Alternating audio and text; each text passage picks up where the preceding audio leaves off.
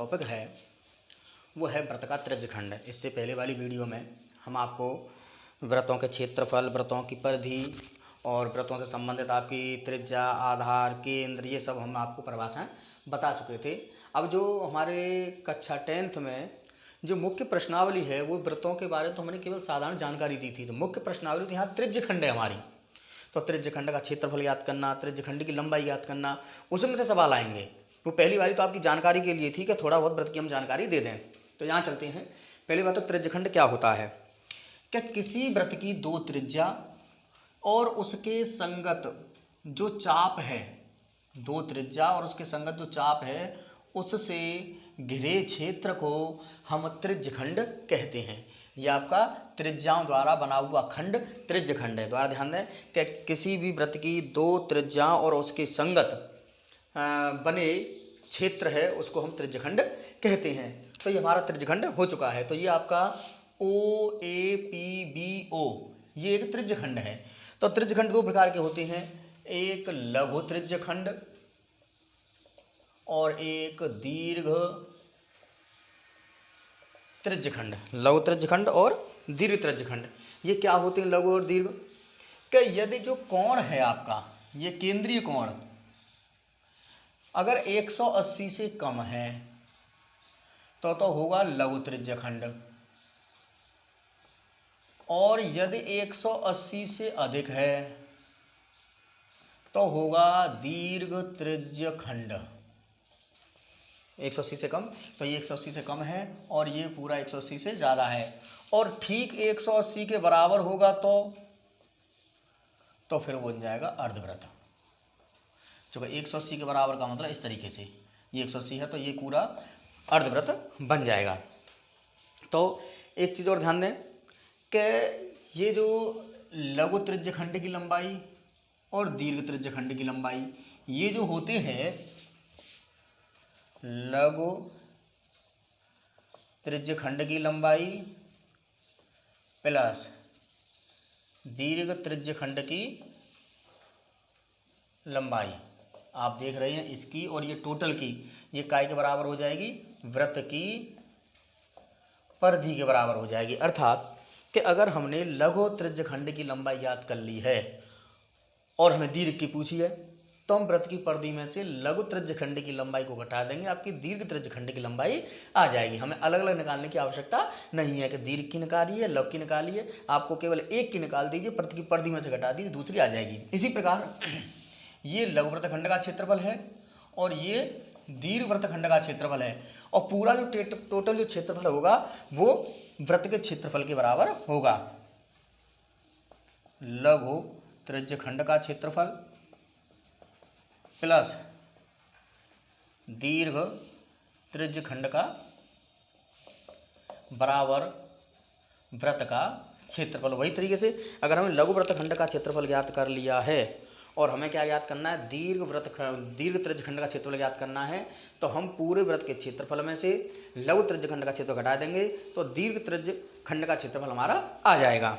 अब बात आई कि व्रत के त्रिज्यखंड का क्षेत्रफल आखिर में होता क्या है।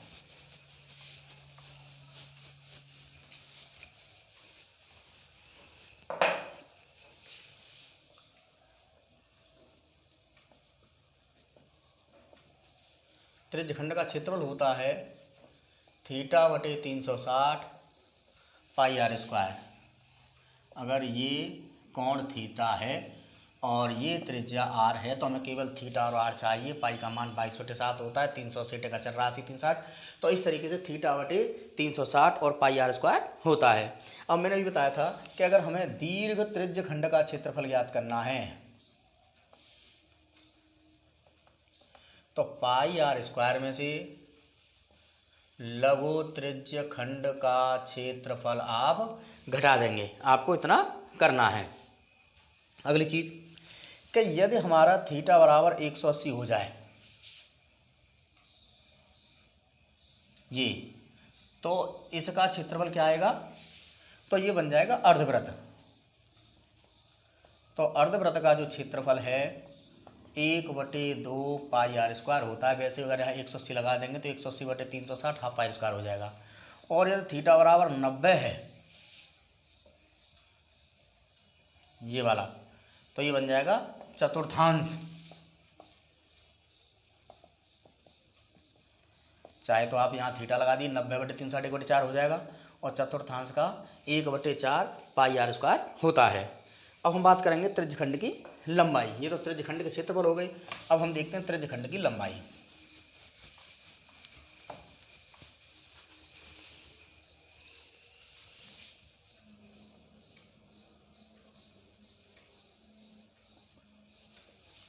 ये आपका वृत्त है, ये केंद्र है, ये दोनों त्रिज्या हैं। तो त्रिज्यखंड की लंबाई आपकी ये वाली है, ए पी बी। तो त्रिज्यखंड की जो लंबाई बिल्कुल पहले की तरह कि हमारा बस θ/360 का गुणा कराना है, क्षेत्रफल निकालना है। तो θ/360 में वृत्त के क्षेत्रफल का गुणा करा दीजिए। लंबाई निकालनी है तो θ/360 में परिधि का गुणा करा दीजिए, क्योंकि ये जो हिस्सा है ये वाला, ये θ/360 होगा, क्योंकि पूरा है 360 और ये है थीटा। तो ये जो एरिया निकलेगा θ/360, और ये जो लंबाई निकलेगी ये भी θ/360 इंटू 2 पाई आर, क्योंकि परिधि का मान कितना होता है 2 पाई आर। अच्छा, अब हम आगे सवाल देखेंगे। ये त्रिज्यखंड की लंबाई को हम एल भी कह सकते हैं, और इसको हम चाप भी कह सकते हैं। ये भाई चाप ही होता है, त्रिज्यखंड की लंबाई चाप है ये वाली। तो ये θ/360 इंटू 2 पाई आर। अब चाप के रूप में त्रिज्यखंड का क्षेत्रफल, ये जो होता है हमें जानते हैं θ/360 इंटू पाई आर स्क्वायर होता है। तो हमने क्या किया है, θ/360 इंटू 2 पाई आर निकाल करके और r/2 यहाँ, क्योंकि 2 से 2 कट जाएगा, सेम रह जाएगा, लेकिन इसकी जगह मैं क्या लगा दूंगा एल। तो ये त्रिज्यखंड का क्षेत्रफल है। कब? जब कि हमें चाप की लंबाई दी गई है या त्रिज्यखंड की लंबाई दी गई है और त्रिज्या दी गई है, फिर हमें एंगल की कोई आवश्यकता इसमें नहीं है। अब हमने प्रश्नावली 12.2 का चौथा सवाल लिया है। जो 3 सवाल हैं वो आसान हैं, आप एग्जाम्पल के आधार पर भी उनको हल कर सकती हैं। यहाँ सवाल पहले समझेंगे। 10 सेंटीमीटर त्रिज्या वाले एक वृत्त की कोई जीवा केंद्र पर एक समकोण अंकित करती है। मैंने यहाँ चित्र बनाया है, ये वृत्त है और ये कोई जीवा है। तो ये जीवा कितने अंश का कोण बना रही है? 90 अंश का, अर्थात समकोण। मान लीजिए ओ है, ये ए है, बी है, और ये पॉइंट मान लिया मैंने सी है, ये पॉइंट मान लिया मैंने डी है। तो निम्न चित्र को याद करो। संगत लघु वृत्तखंड, थोड़ा ध्यान देंगे, यहाँ पर त्रिज्यखंड नहीं पूछा है, यहाँ पर लघु वृत्तखंड पूछा है। अगर हम इसकी बात करें तो ये होता है त्रिज्यखंड, लेकिन हमें इसका पूछा है लघु वृत्तखंड का क्षेत्रफल, ये वाला। तो इसके लिए क्या करना पड़ेगा कि हमें पहले त्रिज्यखंड का क्षेत्रफल ज्ञात करना पड़ेगा। इस त्रिज्यखंड के क्षेत्रफल में से इस त्रिभुज का क्षेत्रफल घटा देंगे तो हमारे लघु वृत्तखंड का क्षेत्रफल आ जाएगा। देखिएगा, सबसे पहले हम याद करेंगे लघु त्रिज्यखंड का क्षेत्रफल θ/360 पाई आर स्क्वायर, 90/360 3.14, और आर की जगह पर दिया गया है 10 सेंटीमीटर। 10 का स्क्वायर, इससे ये 4 बार कट जाएगा और 4 से कट जाएगा दशमलव, 4 सत्ते 28, 4 अट्ठा 32, 4 पंजे 20, 78.5 सेंटीमीटर स्क्वायर। ये अभी हमारा त्रिज्यखंड का क्षेत्रफल आया है। अभी हम वृत्त का क्षेत्रफल ज्ञात करेंगे, सॉरी त्रिभुज का। तो ये त्रिभुज आप देख रहे हैं 90 अंश है, तो समकोण त्रिभुज हो गया।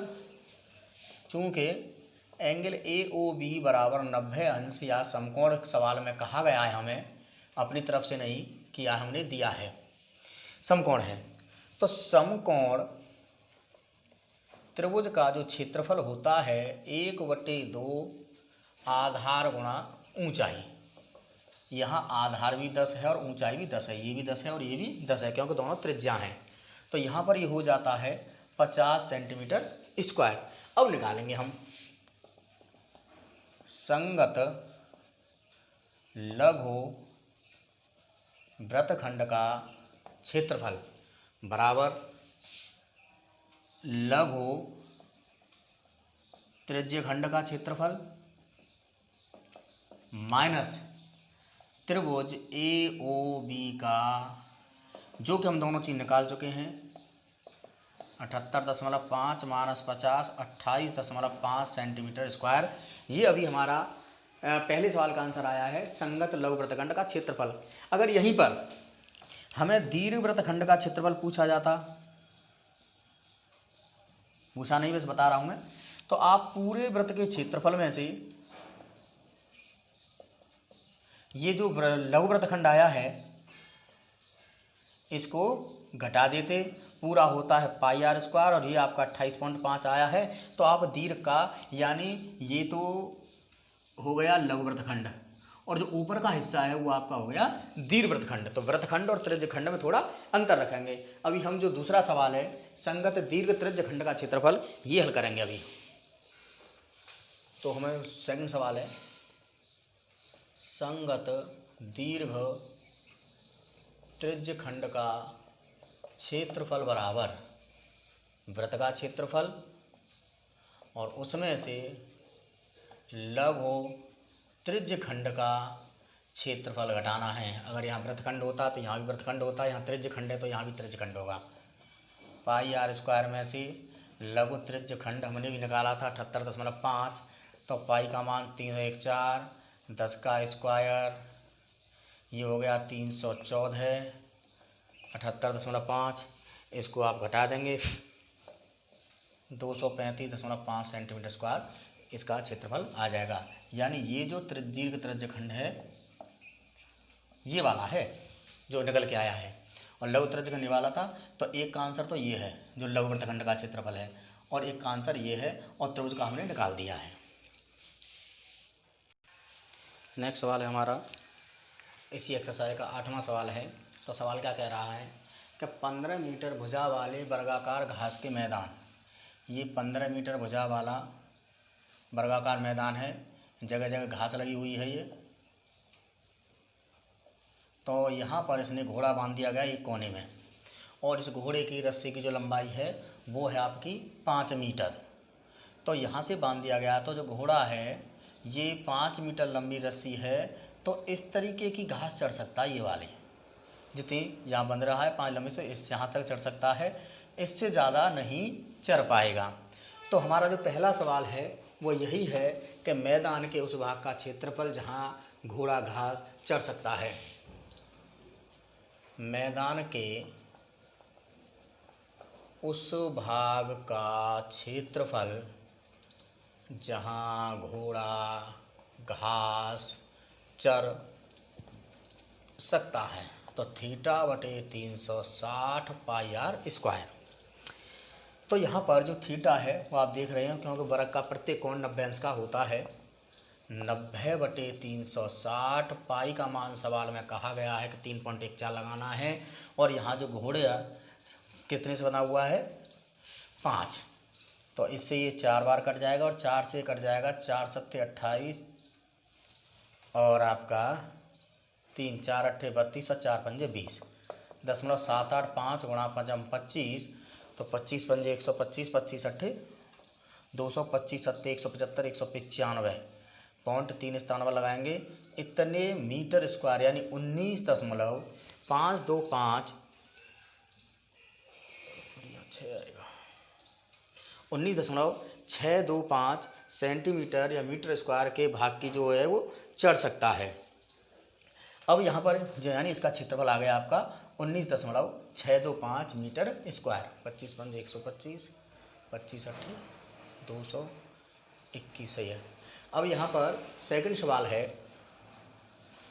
चरे जा सकने वाले क्षेत्रफल में वृद्धि।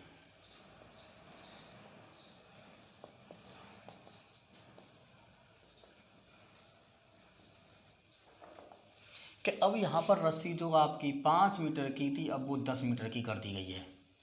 तो अब एरिया ये हो जाएगा। तो इसमें कितनी वृद्धि आपकी हो गई? तो पहले हम आर 10 मान के निकालेंगे और उसमें से 5 वाला घटा देंगे तो ये वृद्धि वाला आ जाएगा।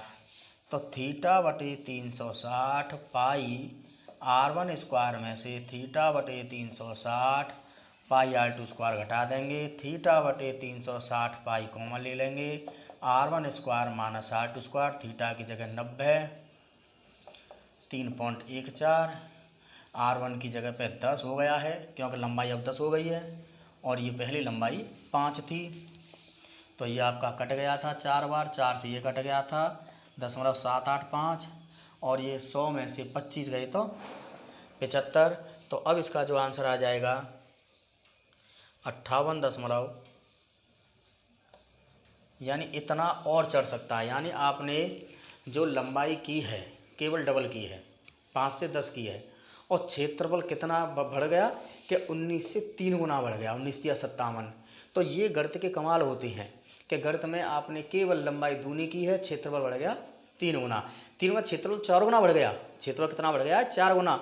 लेकिन ये क्षेत्रफल पहले अगर 1 होता तो ये वाला कितना हो जाएगा? 4। तो बढ़ कितना गया? 3। तो 3 गुना और अधिक ये घास खा सकता है।